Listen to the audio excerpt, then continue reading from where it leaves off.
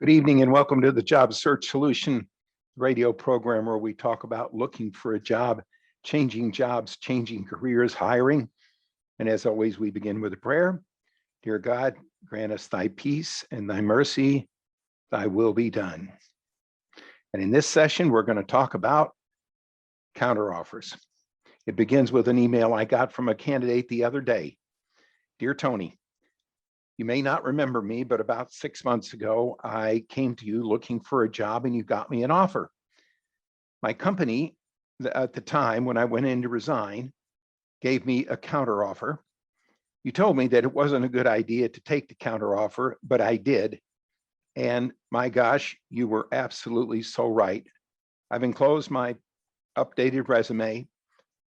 When people think that counteroffers are a good idea, and they tell you that, please give them my phone number because I'd like to talk to them. Sincerely, hope we can be successful this time, Mark. So here are the reasons why counteroffers don't work. If your company really recognized your worth, they would have given you the added income, advancement, title, whatever you were asking for without you're necessarily blackmailing them by finding another job and threatening to quit. If you accept the counteroffer, you will be more often than not be looked upon as a person who was disloyal and blackmailed management or the company into giving you what you wanted. When the next salary reviews come around, you will already have received yours and will be bypassed.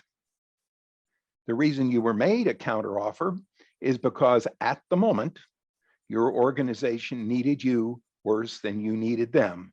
And they just wanted to put their finger in the dike to save themselves a little more time. In essence, you are firing your company. And nobody likes to be fired. So you think about that. If you're in their shoes and you come in and fire them, they're mad. They're not going to say that necessarily, but they are. Good companies, well-managed companies do not buy people back. They don't produce counteroffers. When you were unhappy or have a better opportunity or whatever the reason, they let you go. It's cheaper for the company to make you a counteroffer than it is to replace you. Nobody really thinks of that when they go in to get a counteroffer. But your hiring authority and the people above them think that. They think about, oh, how long it's going to take and how much money it's going to take to replace you. And they think, it's cheaper to just buy the sucker back and see if we can keep them around a little bit longer. Remember, money and title are temporary. Once you get the more money, once you get what you think you need, all of those issues as to why you were looking to leave the company are still there. Money and title are temporary.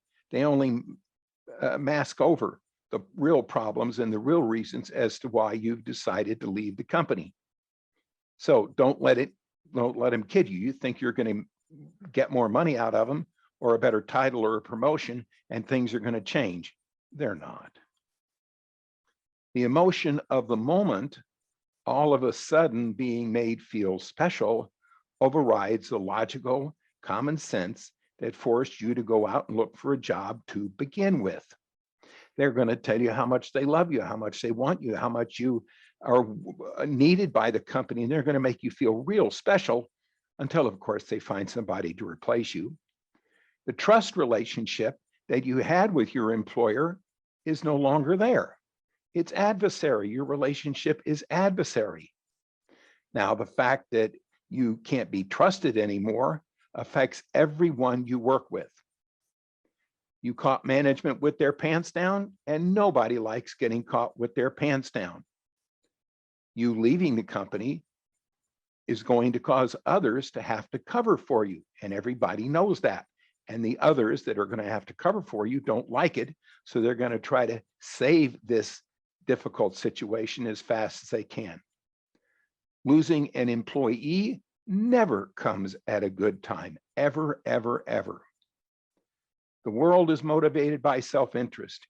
Your organization is going to try to save you in the job so that they can patch up whatever they have to do in order to replace you. And the higher level of a position that you have, the more likely you are to be counteroffered by more than one person in the organization. I had a candidate not too long ago that went to get a counteroffer. The CEO called the guy. Now, this company probably has about 500 people in it. This candidate had never even talked to the CEO, never even met the guy. But all of a sudden, the CEO calls him and tells him how much he loves him and how much the company appreciates him and how valuable a candidate he is and why he should stay and why they'll make it for him better for him to stay. Come on. Anybody with any brains knows better than that. Made him feel real good. How do I know all this? Well, I can't tell you the times. At least once a month, we get a call for a search from a company who is replacing somebody that got bought back. They can't trust that person anymore. The person accepted a counteroffer. And as I say, the company put their finger in the dike just to keep him around until they could replace him. They just plain can't trust the counteroffer, the person that has accepted a counteroffer anymore. So when you decide to leave an organization, leave. You get a job offer, leave. Don't stick around. It's business suicide, and it never, well, 98% of the time, it never, ever, ever works out. So think about these things, pass them along to other people, and remember my candidate's email that I got the other day. All right, we're going to take a short break. Stay tuned. This is Tony Bashir with the Job Search Solution.